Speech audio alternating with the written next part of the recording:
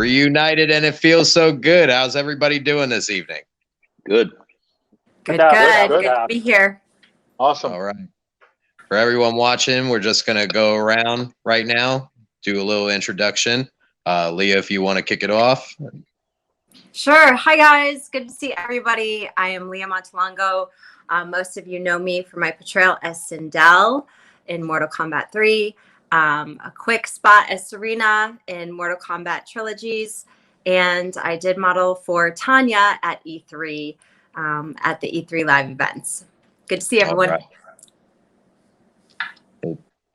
Go ahead, take it over, Mr. Turk. All righty. Hey, John Turk here, everybody. Good to see you. Thanks for tuning in. I was the unmasked Sub-Zero in Mortal Kombat 3, Ultimate Mortal Kombat. I also did Shang Tsung, Ermac, Scorpion, Human Smoke, Noob Saibot, and Reptile.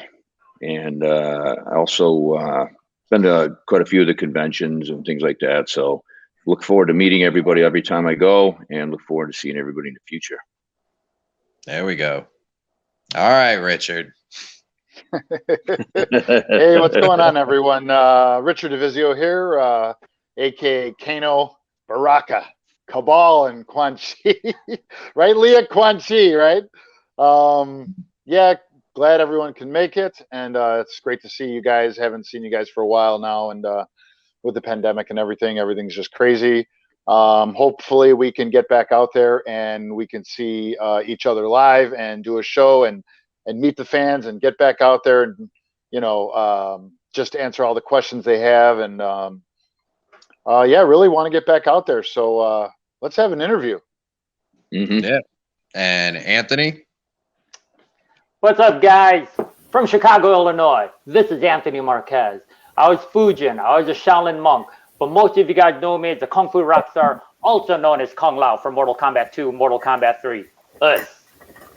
All right.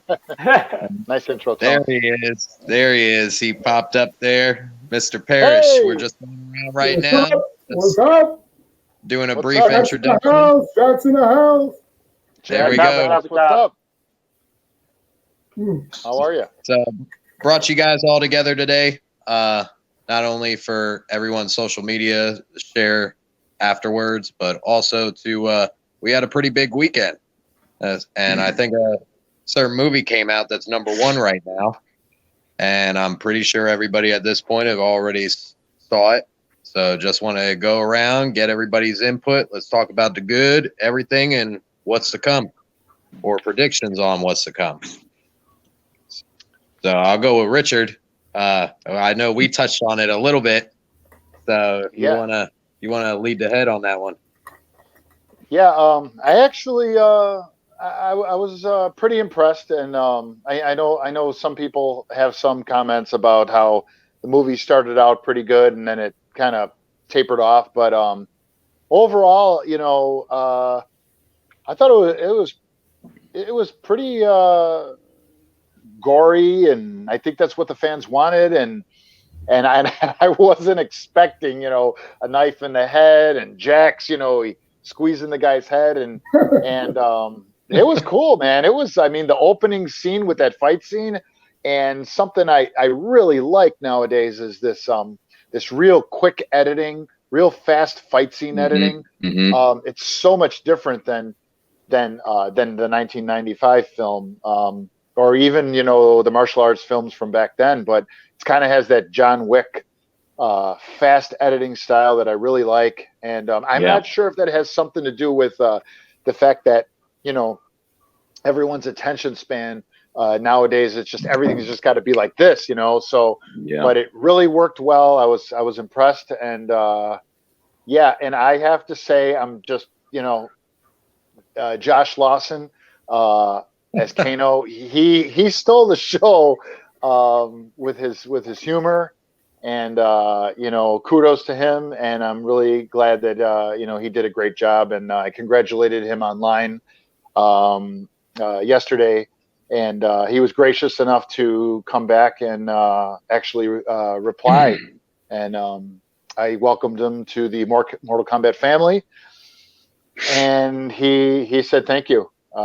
Yeah, he appreciates it. So Yeah, overall, thought it was a cool movie. Let's hear what you guys have to think about it. All right. Who's up? You want to do it, Anthony? Yeah, so unlike pretty much all the other fans, when you take the aggregate score, there's so much stuff that I loved about this movie. There's some things that I think they could have hashed out a little bit better. But yeah, I'm really excited to see it. I'm really excited that there's a new version of Mortal Kombat for 2021. Talking about Kung Lao, I think Max did an awesome job. I think he has the slightly arrogant attitude right on point. And if I was going to pick a favorite character that wasn't Kung Lao, I'd have to pick Kano again. That cat really made me laugh, especially during the reptile fight scene. I thought that was hilarious. So yeah, a lot of good things about the movie. Some things could have gone through one more rewrite. What about you, Leah? Yeah, I thoroughly enjoyed the movie.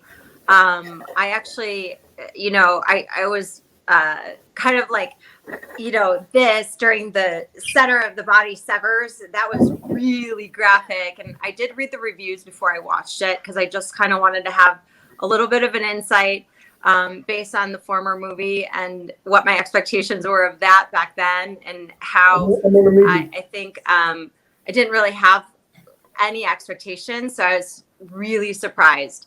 And I enjoyed it. And Kano, yeah, he was my favorite. I actually almost wore my yoga beads, and I'll leave it at that. But that was one of my favorite lines in the entire movie, and just because I'm currently a yoga teacher. But in regards to the fight scenes, my favorite was definitely the fast footwork where he was elevated and just when it's at the physical. Liu Kang's bicycle kick. Yeah. Oh my, the physical contact gets me all the time because, being in the industry, I'm sure Rich and John, I mean, all of us understand that's, the graphics and the gore is that's the guy behind the computer doing the programming, whereas the actual fight scenes, the real physical action, I loved a lot of the scenes. I thought they did really well. And and I could see where there was a little bit of I think they did well with the budget that they had. It was much more seamless and presentation.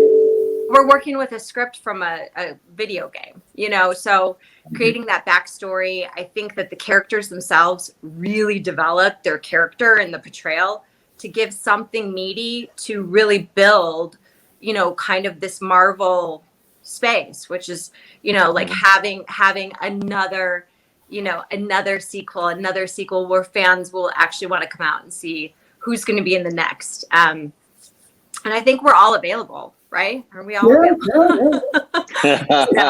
Yeah, I'll leave it at that. Cameo shots, anything. Mr. Turk, how are you Good. Well, I actually planned on seeing it this weekend coming up. I had a lot going on with my house and couldn't see it. And the other thing is I wanted to kind of look at the blogs and see what people are saying about it overall before I go and watch it. But just from what I've seen, everybody definitely likes it more than the first movies. And the gore was obviously something that was mentioned a lot, but I think it's what the fans wanted, as you mentioned, Rich. It's part of the game, it's all about fatalities. And the other thing I found interesting is that the box office in this first week was beat expectations. I think they estimated 10 to 12 million, and it made 22 million. So that's a really good sign. And most of the people, the only complaint I saw is they said a storyline wasn't really tied. But when you're working with Mortal Kombat and you're how can you really have a storyline to follow? It's pretty hard. So you have so many characters, just like with Sub-Zero myself, you have, the Sub-Zero number 2 is supposed to be my brother. I'm supposed to be the younger brother. It's just so intertwining. You can't really bring something like that together and have a concrete storyline. So I get it why, the storyline lacked, but you can always, look at the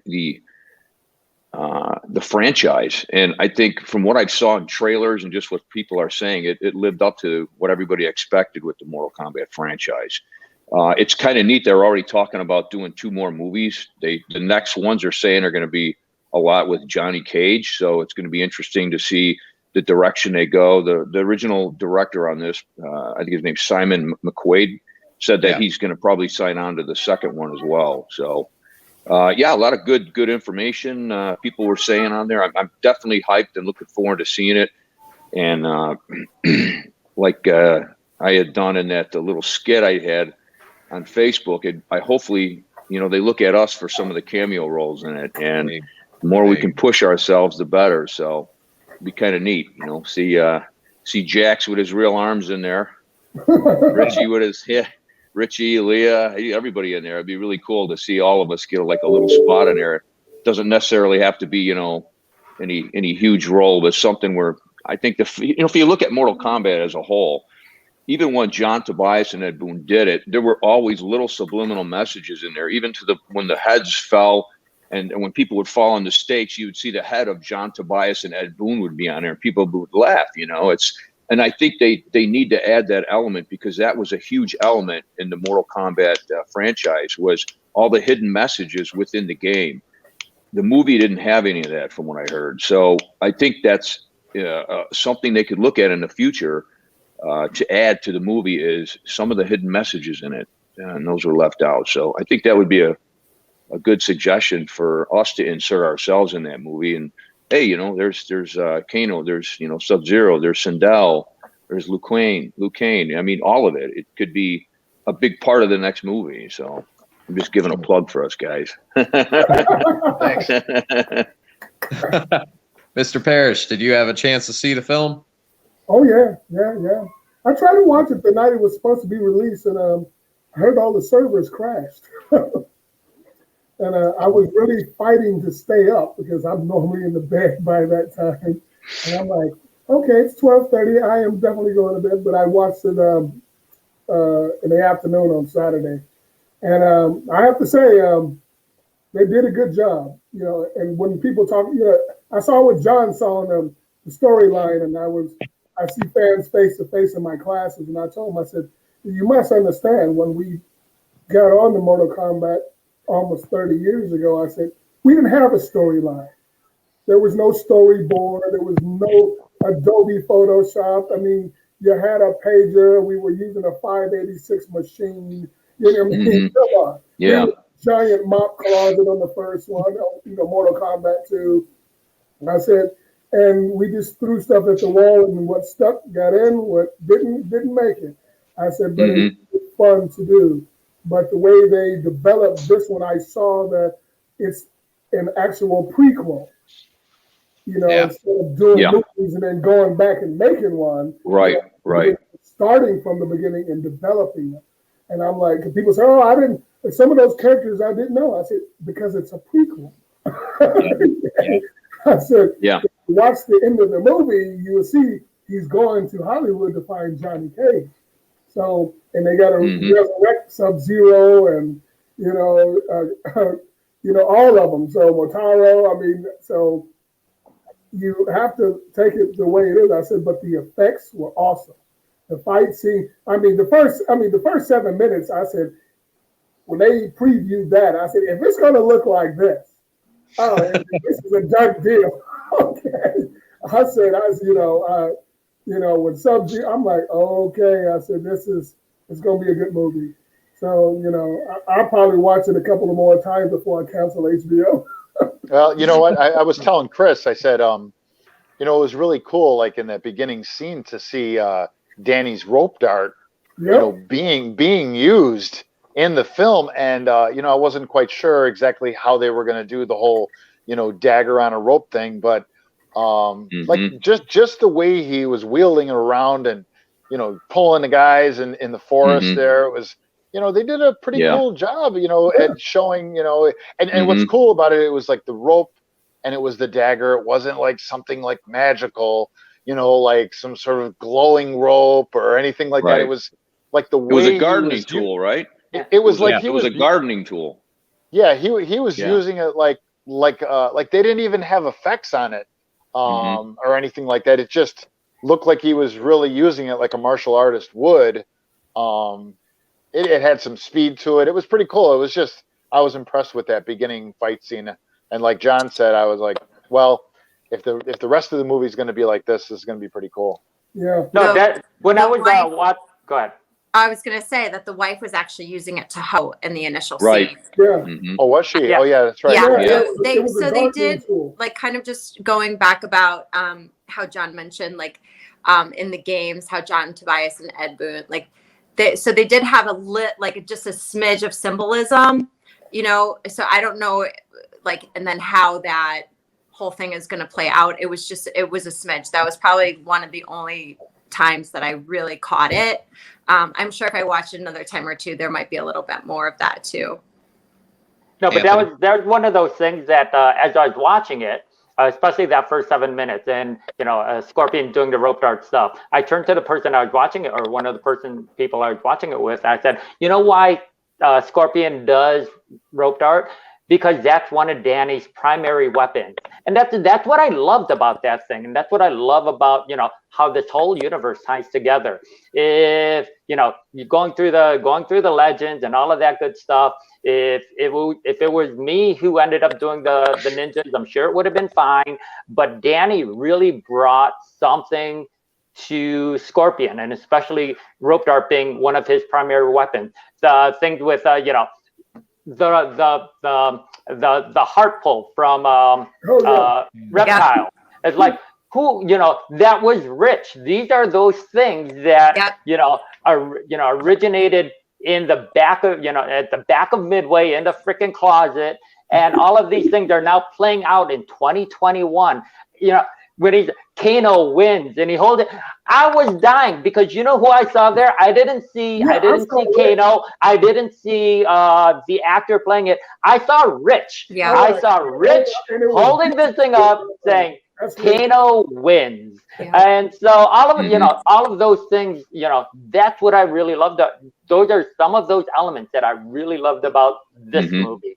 You know, that's such a great point, and we haven't had the opportunity to interview together, but that's something that I've always mentioned in my interviews that I feel really has pulled our fan base, is that we had the opportunity to really create who these characters became from those little nuances, you know, like Tony just touched upon. And that is where I think that, you know, having us participate, like John's kind of mentioning a little bit, even with the cameo, and I know I mentioned it before, it's just, we get excited about the fans, and then to kind of see that played back all these years later, it's like, you know, those moments where Rich, you know, did that one pose, or John or Jax, like how we all kind of managed this uncertainty. Like here we are, you know. I got to interject one thing while Leah's telling the story, because so I talked to Daniel the day before yesterday, and he was out of town in Wichita, Kansas at a convention, and he was with some fans, and I happened to call him, and he picked up the phone while he was there signing autographs with the fans. And I started to do my Quan Chi lines from the thing that you and I did, you know, John and Leah, and yeah, there you go. There's Sareena, and John Turk. You remember how much fun we had with this? Yeah. And so I'm Danny's got me on speakerphone, and I'm doing all the Quan Chi lines, and while I'm doing them, Danny doesn't know this. The fans that were there standing with him were doing all of Sareena's lines. That's awesome. And Danny, thank you, fans. Don't question me, Sareena. Yeah, and Danny was just laughing his ass off. He's awesome. like, he's looking at these guys. He's going, "You guys know all these words?" So, and they knew everything word. So I would do a line, they would do a line, and it's just like that time that you and I were doing it, John. Yeah, but, they even know the outtakes, Rich. They even watch all the outtakes, and they like when I was there, and they know the outtakes, all the bloopers, because somebody put a video out with the bloopers in there. The fans even know the bloopers, so it's kind of funny how they follow it. They know a lot about it. So Yeah. It's good. Yeah, it's good. My Awesome. biggest takeaway from the film, like I thought as a fan, I thought it was great. I noticed people in the theater, by the time it was over, they kind of sat there with a look on their face and was like, is that it? There's no more. I said the same thing in my front room. I said, "Is that it?" I'm like, they're kind of looking around like, well, when he showed the tournament. picture of Johnny Cage, I said, "That's number 2 coming." Yep. So now have they cast Johnny Cage yet? I don't think so. But I don't think so. Yeah, around online. Yeah, they're looking. I just read that they haven't cast him yet. So that's an interesting take on who's going to be playing that part. Maybe it'll be Van Damme. Yeah, he's a little old right now. He's like 62 years old.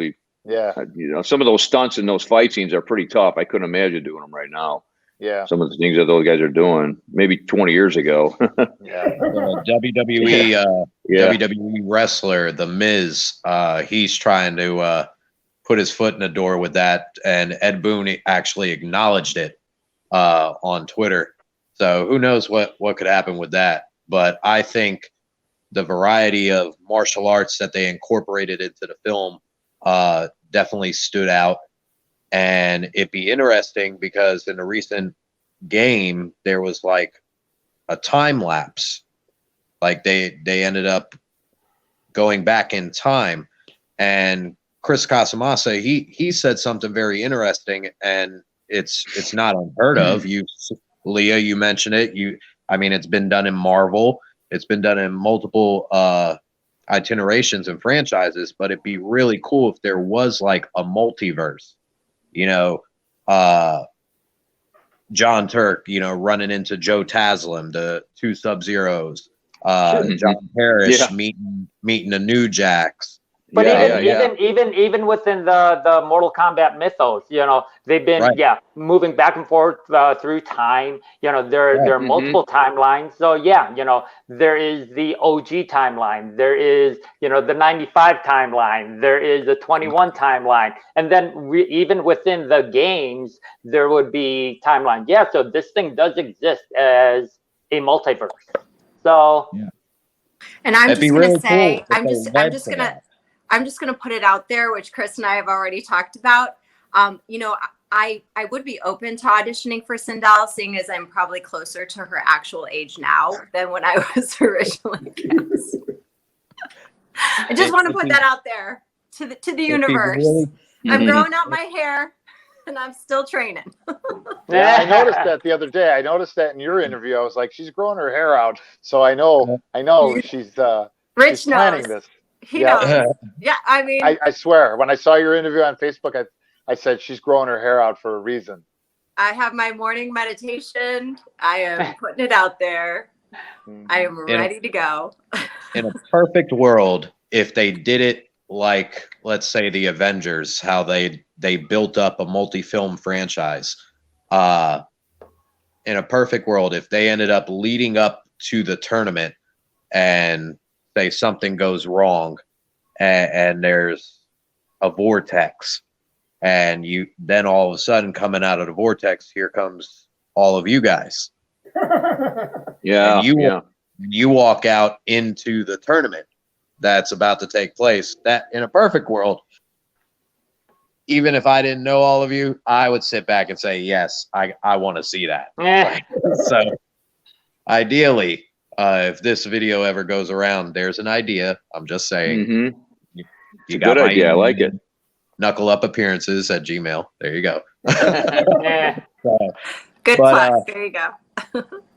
But overall, I like the direction that they're going. I think this is going to be a long road for the Mortal Kombat franchise and ahead of all of us, especially on the con circuit. I want to take a moment before we sign off, though, going around and basically letting the fans know what you guys are doing now and where we go from here.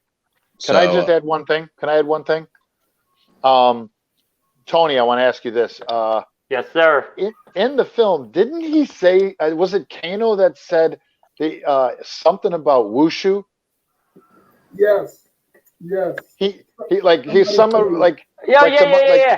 he did say something like, Yes, because he that's the did. martial arts that you and Yeah. I do, and he was like, this None of your wushu wushu bullshit. crap. Yeah. Oh, Right. the egg roll part. The egg roll part. Yeah. Yeah. Oh, Which was the same scene as the anal bead part, which I had to say. Yeah. I was like, I was wearing my yoga beads and I was dying. no, but that's one of the things that I actually really appreciated. If I could just squeeze this part out there right now, like Max, the cat that plays Kung Lao in the movie. Yeah, he does Nanchuan or southern Chinese martial arts. He does broadsword. He does like even within the structure of the fight scene, you could see him doing some Wing Chun, which is all cool. That's all part of, like, the Wing Chun was eventually introduced as part of Kung Lao's skill set. And I'm glad that Max also does Chinese martial arts. So all of that stuff is great. And he's in a band. Yes, and he sings. There's this thing there that goes, the Kung Lao. There's the part of being Kung Lao. You have to do Chinese martial arts. You have to be a little full of yourself. It is what it is. And you have to be able to sing, whether it's me, whether it's Paulo from the Conquest. He's actually a singer and actor. He's more so than a martial artist. Max has a single out. I love it. This is what makes Kung Lao. The martial arts, the rock and roll. I love it. That's great. So I'm a big fan of his. Yeah, now just throwing that out there, talking about the timelines of everybody. Now that Sub-Zero is pretty much gone, what do you think, John? You think Unmasked Sub-Zero is going to make an appearance in the sequel? You think they're going to bring him in? Yeah, let's make a suggestion for that one, huh? There we go. That'd be pretty cool. I have a question. What was the thing that I saw, this like charcoal colored smoke? Was that smoke coming out? I thought smoke was. You're not the only one. Like, I think it was the scene where Goro was making his introduction to Cole, and I saw the smoke, and I immediately thought, "Oh my God, they're bringing smoke in." But then that's what I thought. I just think that was kind of like Outworld's portal to go back and forth. But I mean, we're not the only ones that thought it was smoke. So I imagine you got to bring him in there. And I brought up to Lia the other day. I said, "Did you see the Sindel statue?" I did. I went back and watched it. I had to. Yeah, I saw it. And I definitely saw Shao Kahn at the end too. Yeah, and I like the way they built Jax up too. The Yeah. way They finally did it right. Because when he did that and said, That was awesome.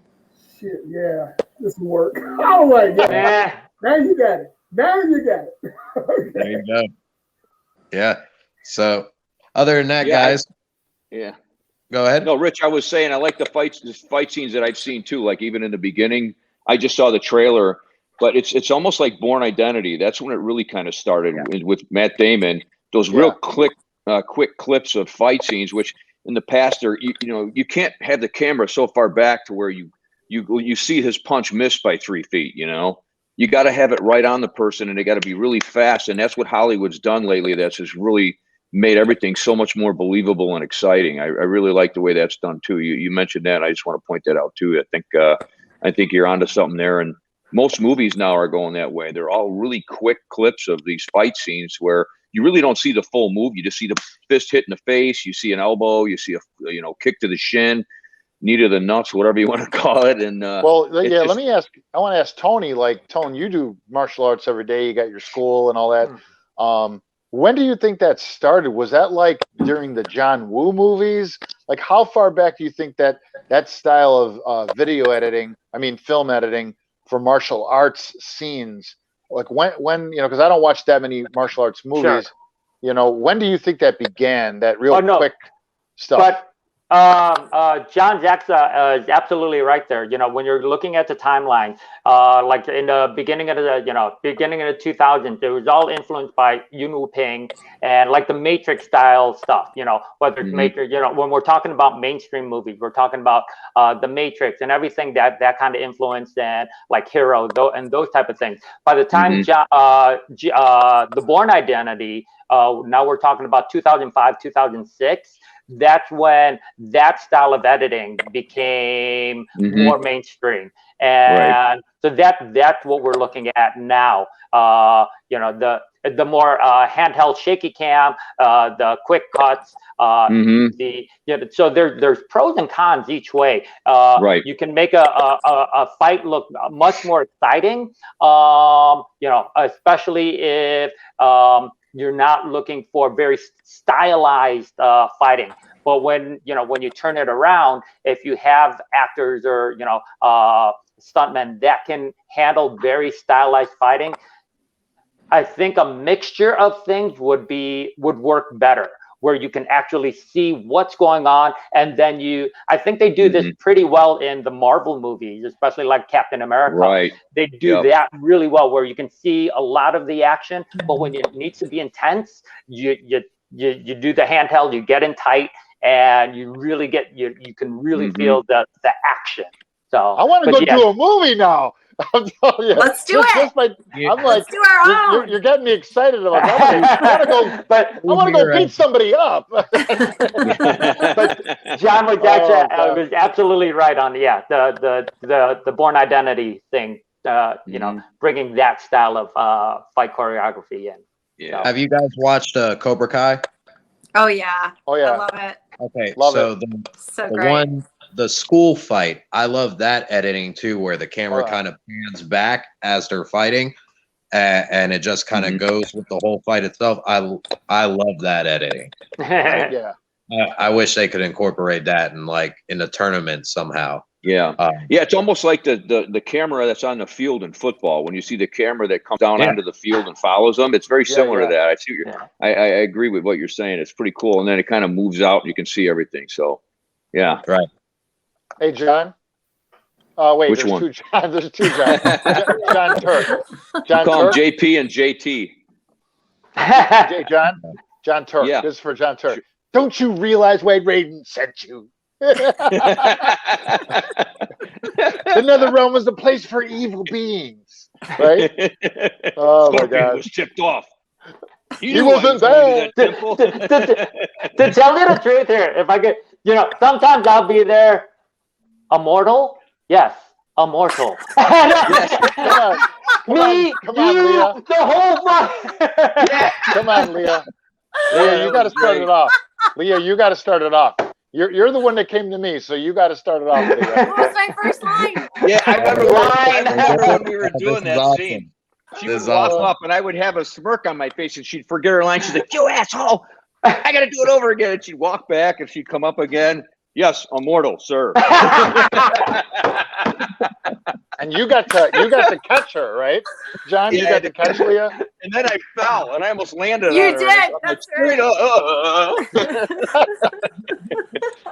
Oh man, so many goofy things. Like when you kept walking into the camera with your little stick with the sticking out of the shoulder side. Oh yeah, yeah. And then your De Niro impersonations, me. Huh? Oh my God! In between the takes, you, me, everybody. Yeah, fuck it all. I wish we had some still photography from that shoot. Yeah, we have. I know we have nothing from that.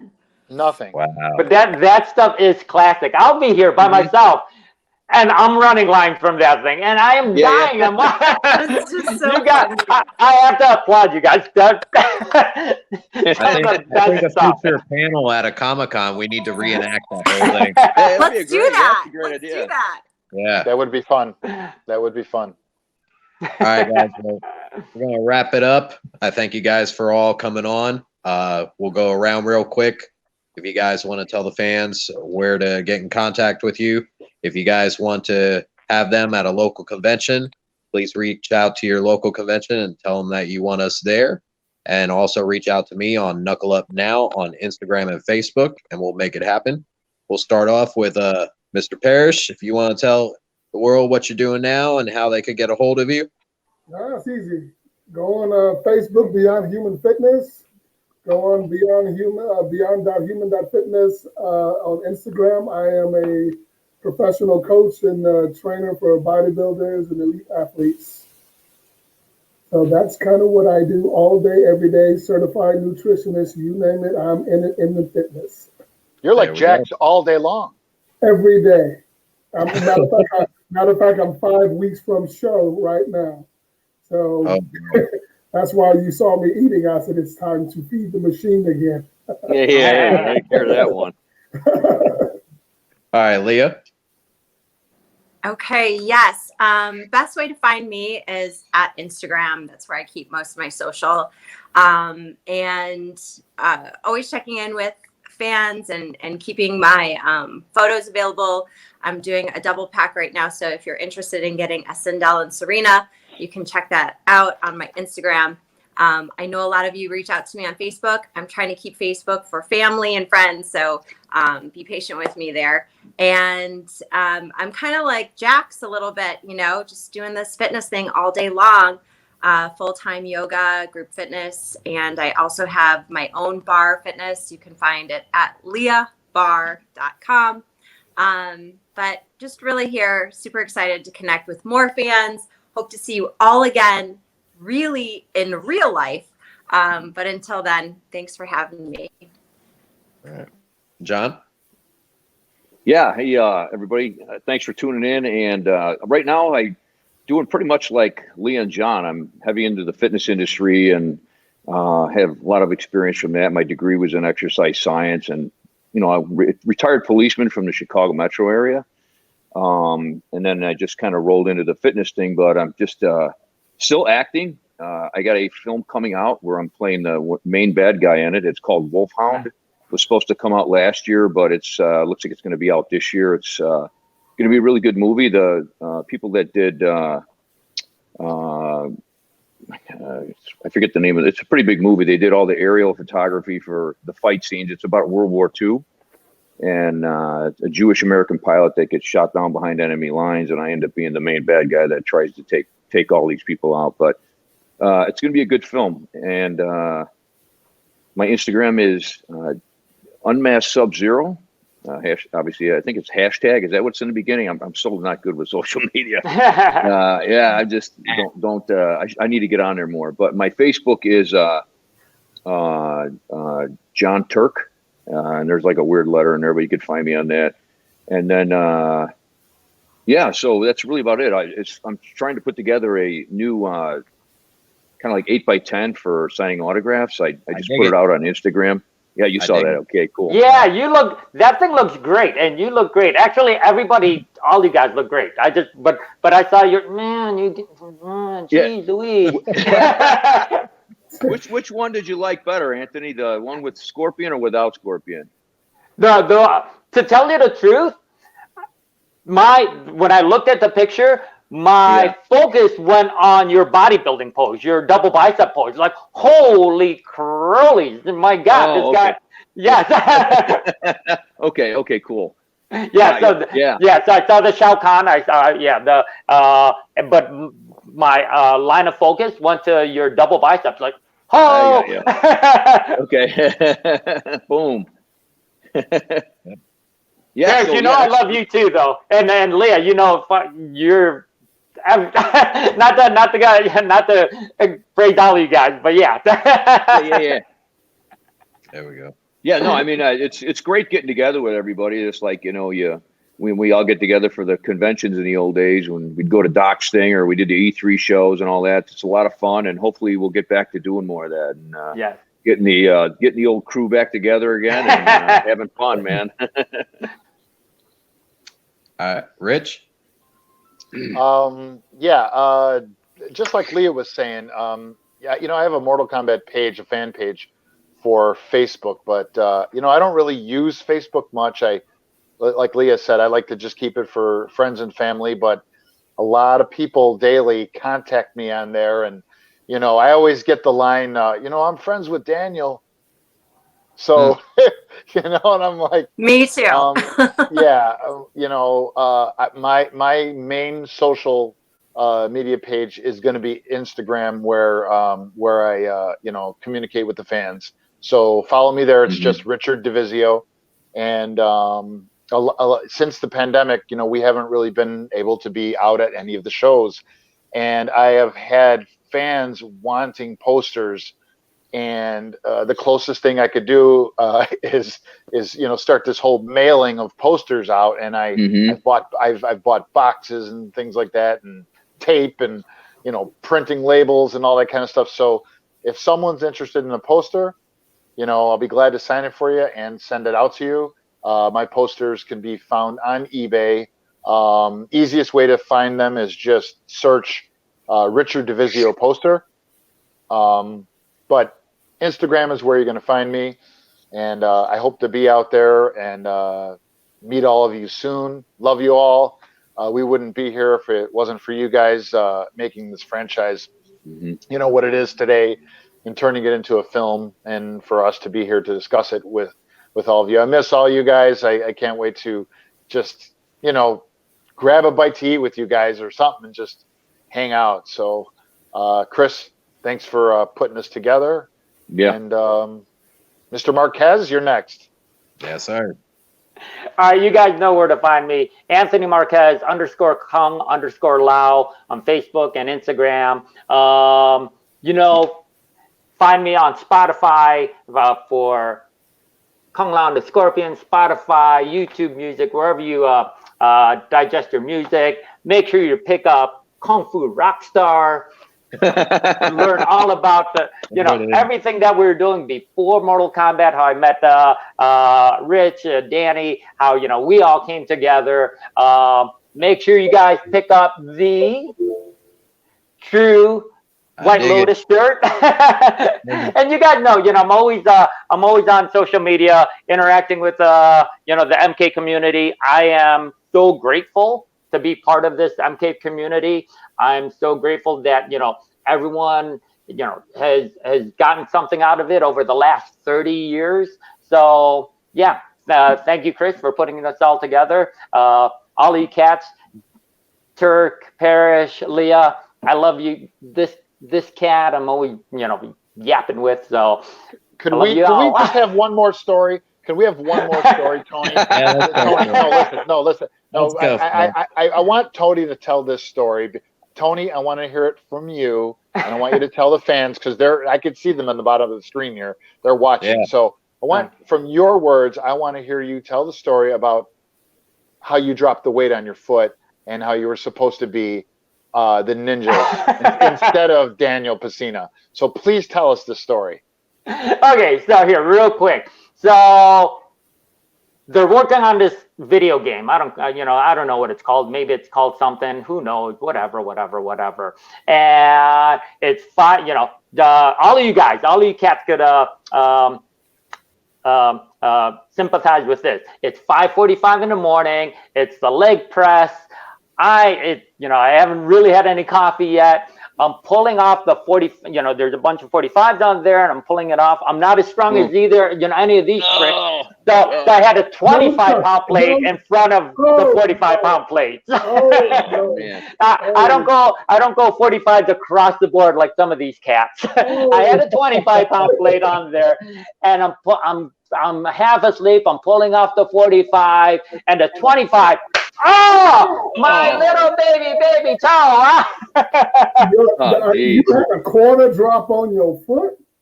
And so it's like, God. You got a foot. Yeah, right. Me and John have seen that so many times. Yeah, that's because you guys don't use quarters. You've seen it because you don't use quarters. Don't put that little on there. Yeah, there was a girl in. I'll tell you a quick story about that. This girl back in the 90s, she used to wear those Chucky Taylor gym shoes all the time. Sure. And she was pulling the weight off, and her boyfriend and her were doing leg press, and she was grabbing the 45 and not paying attention. And when it got to the end, it slipped out of her fingers and landed on her big toe. She fell on the ground and just stood there and hyperventilating. and her shoe turned red instantly. We took her sock off, and it literally, I kid you not, the tip of her big toe was exploded like this. Oh, It was the most bizarre thing I'd ever seen in my life, man. Fatality. The ultimate fatality. Yeah, But- Yeah, there you go. But this actually then becomes, so the legend is, I broke my foot and, I can't balance. And Danny says, yeah, we're filming the ninjas, and tomorrow. It's like, I can't, and you guys know how it is. You're doing everything in slow motion and, with the broken foot, you can't balance. It's like, I don't care. And Danny ends up playing the ninjas. And obviously now we're talking about it 30 years later, and Scorpion is doing the rope dart and everything. And that's why I say, it would have been fine if I would have done it. I'm sure it would have been great. But especially for Scorpion, Danny brought some sort of magic to that. And that's why he's arguably the face of the game. If I would have done the ninjas, that would have been fine. But I got to play Kung Lao, and that's who I am. Just like, The man with the hat. The man with the hat, the unmasked Sub-Zero, Sindel, Jax, who wouldn't be Jax, who's a loud military man. Who else is a freaking loud military man besides Parish? This is what I love about all of this stuff. I love it. And we get to just play this out in front of the world, being who we are. So that's what it is. Yep, exactly. Yep, that's it. So great. I know the circuit can't wait to get you guys out there, and we're definitely going to make some magic happen over the course of the next, couple years based on how the movie's right. So it was a pleasure having you guys. Thanks for all you guys coming on. We'll be able to get a link so this way you guys could share it to all your social medias and your fans could enjoy at their viewing pleasure. Awesome. And yeah, we'll take it off from here, guys. Thank you guys for coming. All Thank you, right. Chris. Good one. Good to All right, see everybody. everybody. See ya. Love you guys. Love you guys. All right. Peace Bye. out. Love you too, man.